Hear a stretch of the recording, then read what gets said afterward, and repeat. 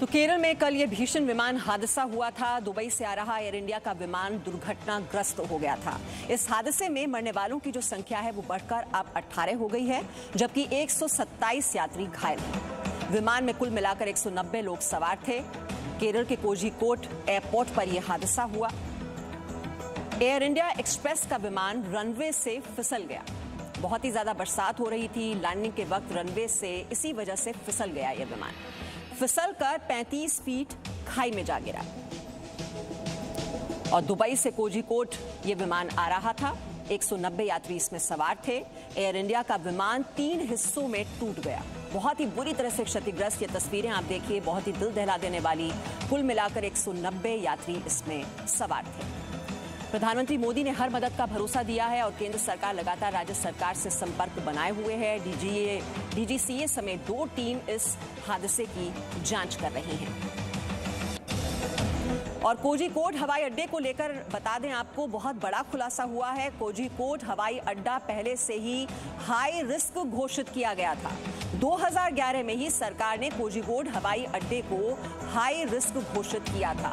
वहां पर बकायदा इंस्पेक्शन हुआ था और उसके बाद ये आशंका जताई गई थी कि बरसात में अगर वहां पर लैंडिंग होती है तो ये बहुत ही खतरनाक साबित हो सकता है। जितेंद्र शर्मा इस पर और डिटेल्स के साथ हमारे साथ जुड़ चुके हैं। जितेंद्र, हाई रिस्क जोन में था, 2011 में ही इंस्पेक्शन किया था टीम ने और कहा था ये बहुत ही खतरनाक हो सकता है, अगर बरसात के मौसम में इस रनवे पर लैंडिंग हो सकती है। क्या क्या फाइंडिंग्स थी इस कमेटी की?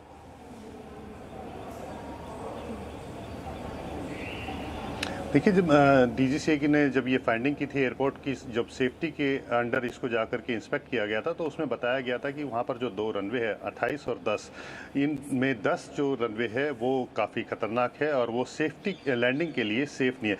खासकर जब रेनी वेदर होता है उस समय वो एयरपोर्ट ख़तरनाक हो जाता है और एक तरह से कह सकते हैं कि जान को खतरे में डालने वाला है, क्योंकि जब रनवे पर जब लैंड करेगा, एक तो उसमें रेसा यानी कि रनवे एंड सेफ्टी एरिया उसके अंदर है, जिसको लेकर के डीजीसीए ने जो अपनी रिपोर्ट सबमिट की थी उसमें बताया गया था कि कम से कम 240 मीटर एरिया रेसा यानी कि रनवे एंड सेफ्टी एरिया वहां पर बिल्टअप किया जाना चाहिए कि अगर खराब वेदर के अंदर वहां पर अगर लैंडिंग होती भी है तो कम से कम उसके पास सेफ्टी एरिया वहां पर मौजूद रहे। क्योंकि जब रेनी वेदर में रनवे 10 के ऊपर जब लैंड किया जाता है तो उस समय टेल विंड होती है और क्योंकि जो रबड़ होता है जब लैंडिंग के समय वो स्किड करता है और उसके बाद बारिश की वजह से जो रनवे है वो स्किड करता है और वो हाफ शूट हो जाता है और उसके बाद किसी भी तरह से उसके पास कंट्रोल करने के लिए या फिर उसको स्किड से बचाने के लिए कोई जगह नहीं बचती। क्योंकि इस हादसे की अगर हम बात करें तो इसमें भी जिस तरह से मौसम खराब था तो सबसे पहले 28 नंबर रनवे के ऊपर लैंड करने की कोशिश की गई थी। जब कामयाब नहीं हो पाया तो उसके बाद गो अराउंड लिया और उसके बाद दोबारा से जा करके वहाँ पर रनवे नंबर 10 के ऊपर लैंड किया गया। इसमें एक और अहम बात है मीमांसा की, जो कि जो पायलट्स हैं जो कि वहाँ पर लैंड कर चुके हैं उन्होंने ही इस बात की जानकारी दी है कि जब भी रनवे होता है, रनवे के ऊपर लाइट्स होती हैं, 3 लाइट्स होती हैं, 2 कॉर्नर्स होती हैं जो कि आपके दोनों तरफ होती हैं और एक सेंटर लाइट होती है।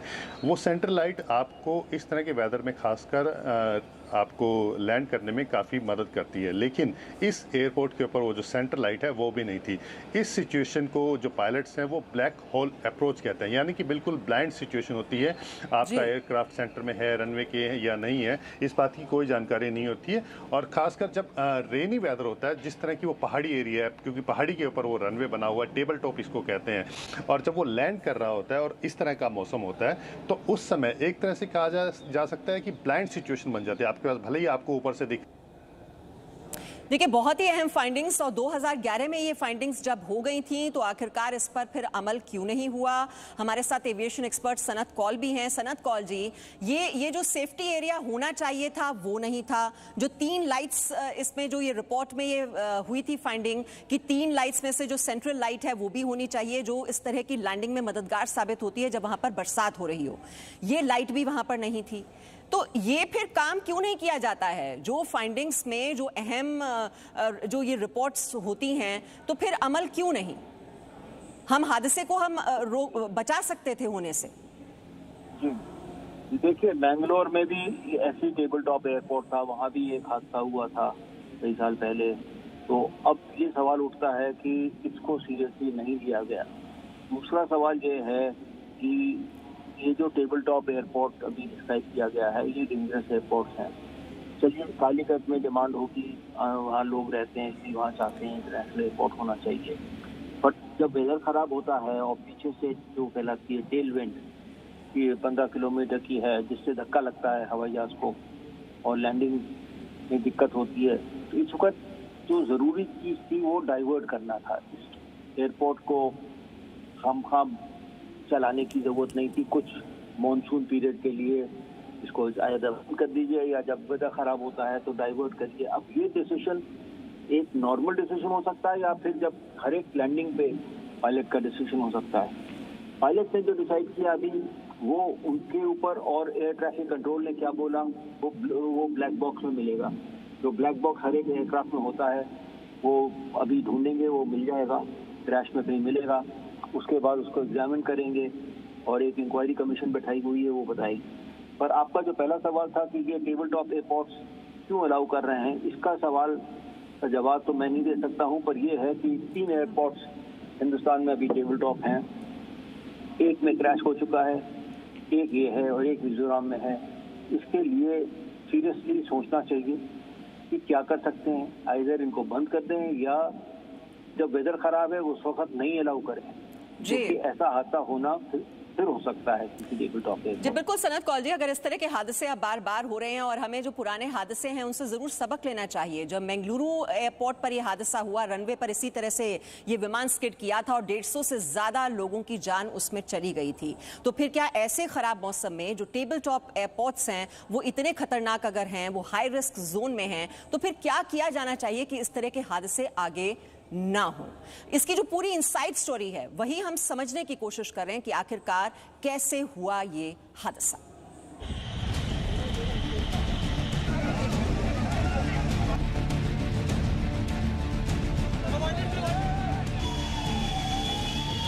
मंजिल बिल्कुल करीब थी, वतन की मिट्टी दिखाई दे चुकी थी, आसपास के नजारे दिखाई दे रहे थे, रनवे भी दिखाई दे रहा था, बस घर वालों से मिलने का इंतजार था।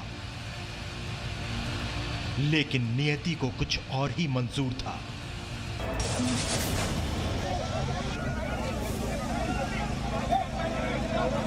दुबई से केरल आ रहा एयर इंडिया एक्सप्रेस का विमान कोझिकोड एयरपोर्ट पर लैंडिंग के दौरान दुर्घटनाग्रस्त हो गया।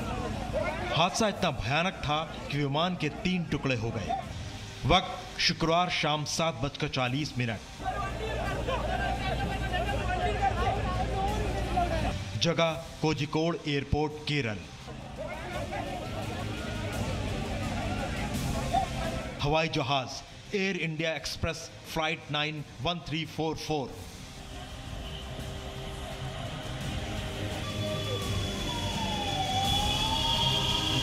एयर इंडिया एक्सप्रेस का बोइंग B737 विमान दुबई से केरल के कालीकट आ रहा था। उसका दुबई से उड़ान भरने का वक्त दोपहर 1:30 पर था। फ्लाइट ने दुबई से दोपहर 2 बजे कालीकट के लिए उड़ान भरी। फ्लाइट के पहुंचने का समय 7:10 था। बारिश की वजह से रनवे पर फिसलन थी।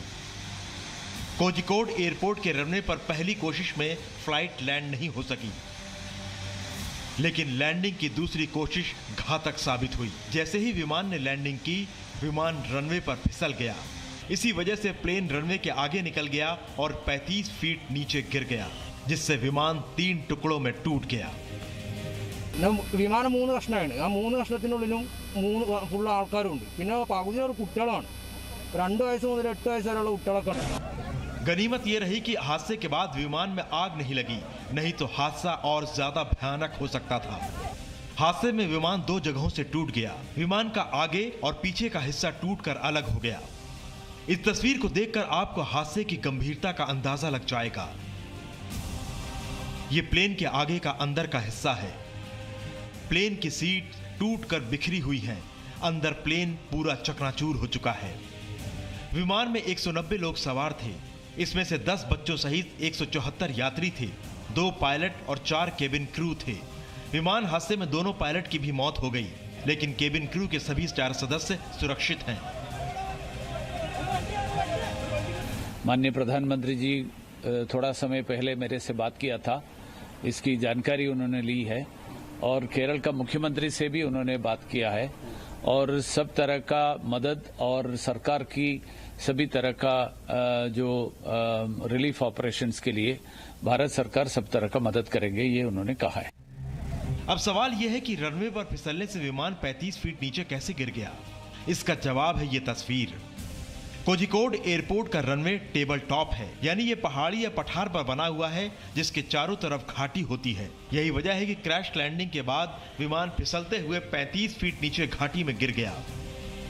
लगभग 20-30 फीट का डिफरेंस कहा जा रहा है, कम भी हो सकता है, लेकिन जो भी डिफरेंस हो उसके चलते, क्योंकि फ्लाइट जो है स्पीड में होगी तो ये इम्पैक्ट काफ़ी ज़बरदस्त हुआ है, जिससे लगभग सभी पैसेंजर थोड़े बहुत घायल हैं और कुछ लोग बेहोश भी हैं, जो रिपोर्ट मुझे मेरे कमांडर ने वहाँ से दी है। गनीमत है कि बॉडी में या फ्यूजलेज में आग नहीं लगी, जिसके चलते पैसेंजर को इवैक्यूएट किया जा सका। कोरोना की वजह से भारत से आने और जाने वाली सभी अंतर्राष्ट्रीय फ्लाइट्स बंद हैं, लेकिन वंदे भारत मिशन के तहत विदेशों में फंसे भारतीयों को लाने की मुहिम जारी है। एयर इंडिया एक्सप्रेस फ्लाइट 1344 ऐसे ही भारतीयों की वतन वापसी करा रही थी। कोरोना की वजह से किसी की नौकरी चली गई थी, तो किसी को कंपनी ने लंबी छुट्टी पर घर भेज दिया था, तो कोई बीमारी की वजह से लौट रहा था।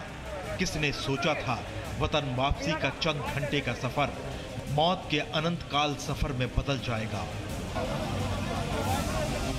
ब्यूरो रिपोर्ट, जी मीडिया। तो किसी ने नहीं सोचा था कि ये यात्रा काल साबित होगी उन सभी यात्रियों के लिए जो इस विमान में सवार थे। और अभी जानकारी मिल रही है, उड्डयन मंत्री हरदीप सिंह पुरी कोझिकोड जाएंगे। केरल के मुख्यमंत्री पी विजयन भी कोझिकोड जाएंगे। स्थिति का जायजा लेने के लिए विदेश राज्य मंत्री वी मुरलीधरन कोझिकोड पहुंच गए हैं। और जानकारी ले लेते हैं, मनीष शुक्ला इस वक्त हमारे साथ हैं। मनीष, मुरलीधरन तो कोझिकोड पहुंच ही गए हैं, साथ ही साथ जानकारी मिल रही है केरल के मुख्यमंत्री पी विजयन भी जा रहे हैं, हरदीप सिंह पुरी खुद जा रहे हैं और केरल के राज्यपाल भी शायद जाएं कोझिकोड। जी हाँ, बिल्कुल। देखिए, जो केरल की सरकार है और जो केरल का एडमिनिस्ट्रेशन है, केरल के जो हाई रैंक ऑफिशियल्स हैं, उनके मुख्यमंत्री और मिनिस्टर्स हैं, वो उस जगह पर जा रहे हैं। लेकिन इसके साथ ही कल शाम से ही आपको याद होगा कि जो गृह मंत्री हैं अमित शाह, वो कोरोना पॉजिटिव पाए गए थे, वो मेदांता हॉस्पिटल एडमिट हैं। वहीं से उन्होंने एनडीआरएफ की टीम को रवाना किया। पीएम ने डायरेक्ट वहाँ पर मुख्यमंत्री से बात किया और चाहे वो एयरपोर्ट की अथॉरिटी हो, चाहे वो डीजीसीए हो, चाहे सीआईएसएफ हो या एनडीआरएफ की टीम हो, सारे जो एक्सपर्ट लोग हैं उनको वहाँ भेज दिया गया है। मैं आपको एक और बात यहाँ बड़ी इंटरेस्टिंग बताना चाह रहा हूँ कि जो मंगलोर में प्लेन क्रैश हुआ था 2010 में, मैंने उसकी रिपोर्टिंग की थी और उस दौरान उस क्रैश जो वहाँ पे भी एयर इंडिया का क्रैश हुआ था जिसमें 158 लोग मरे थे। और वहाँ मुझे एक नई बात पता चली थी कि जब भी गल्फ के देशों में जो हमारे प्लेन जाते हैं, खासतौर पर जो एयर इंडिया है या बाकी, वो जब वापस आते हैं हमारे देश में, चूंकि वहाँ तेल जो है सस्ता होता है, वो जो पूरी जो फ्यूल है वो टंकी को फुल करके आते हैं। और मंगलोर के प्लेन क्रैश में यही बात सामने आई थी कि जब वो स्किड हुआ था उस दौरान वो जो फ्यूल था वो बम की तरह बन गया था, वो बिल्कुल ब्लास्ट कर गया था जिसमें सभी यात्री मर गए थे। सबसे खास बात है और ऊपर वाले की एक तरीके से आप कह सकते हैं कि बहुत बड़ा एक चमत्कार है कि यहाँ जो कोझिकोड में क्रैश हुआ उसमें भी फ्यूल पूरी तरीके से भरा था लेकिन उसमें आग नहीं लग पाई। अगर आप देखें, सबके स्टेटमेंट भी देखें तो यही बात कही जा रही थी कि जब रिसाव हो रहा था तेल का तो ये कोशिश की जा रही थी कि वहां पर किसी तरीके की आग ना लगे। और ये बहुत बड़ा लक है क्योंकि अगर ऐसा हो जाता तो ये जो संख्या है हादसे में मरने वालों की वो बहुत बड़ी हो सकती थी। ये एक अलग डिबेट का इशू हो सकता है कि टेबल टॉप होने चाहिए नहीं होने चाहिए मीमांसा, लेकिन मैं आपको एक बात बताऊं कि जो टेबल टॉप पे जब लैंडिंग होती है उन्हीं पायलट को इस्तेमाल किया जाता है जो बहुत ही एक्सपर्ट होते हैं। इस केस में भी देखें तो वो एयरफोर्स के MiG-21 के पायलट रह चुके हैं जिनकी मौत हुई है और वो गोल्डन एरो स्क्वाड्रन, वही स्क्वाड्रन जो अंबाला में जहां राफेल आ रहे हैं उस स्क्वाड्रन में काम कर चुके हैं। उनको ऑनर वो काफी सम्मानित है। जाहिर तौर पर उनके टैलेंट पर, उनकी कैपेसिटी पर क्वेश्चन नहीं हो सकता। ये अलग बात है कि ये एक नेचुरल हादसा है, ये वहाँ इस तरीके की चीजें कई बार होती हैं टेबल टॉप पे। और उसका जिस तरीके से कमेटी की रिपोर्ट है, जितेंद्र शर्मा बता रहे थे कि उसको लेकर के खतरा बताया गया था, कंसर्न जताया गया था कि बहुत छोटा है और उसमें कई चीजें सुधार होने की जरूरत है। तो इस वक्त जो यही कोशिश हो रही है कि वहाँ जो एडमिनिस्ट्रेशन है वो लोगों की मदद करे। हालांकि जैसे हादसा हुआ कोझिकोड के लोग खुद ही वो सामने आए, वहाँ अस्पतालों में ब्लड देने वालों की लंबी लाइन लग गई, लोग एक दूसरे की मदद कर रहे हैं और ये कोशिश कर रहे हैं कि जो इंजर्ड हैं, काफी सीरियस लेवल पर हैं, उनकी दुआएं हो रही है कि आपने मनीष अभी पायलट का जिक्र किया और बहुत बहुत ही ज्यादा अनुभवी और वायुसेना का वो हिस्सा थे और स्क्वाड्रन लीडर के तौर पर वो रिटायर हुए थे, और उनके बारे में समझना, देखिए कोझीकोड में दुर्घटनाग्रस्त जो विमान हुआ है उनके पायलट की ये तस्वीर आप इस वक्त देख रहे हैं। वायुसेना के पूर्व पायलट थे दीपक साठे, जिनकी मौत हो गई इस विमान हादसे में। 1981 में एयरफोर्स में कमीशन्ड हुए थे, बहुत ही लंबा अनुभव इनका रहा। 2003 में एयरफोर्स से ये रिटायर हुए थे, विंग कमांडर रहते हुए एयरफोर्स से ये रिटायर हुए और 15 साल से एयर इंडिया में पायलट थे।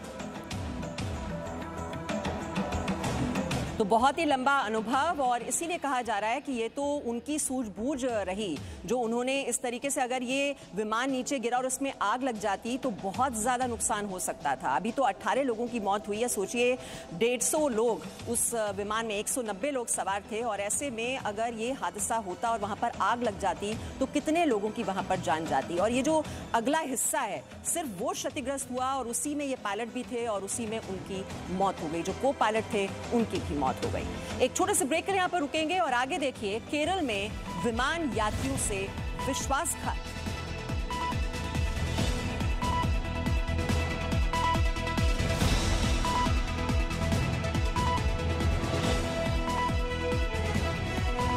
Presenting V News app, available on Google Play and App Store. Download it now.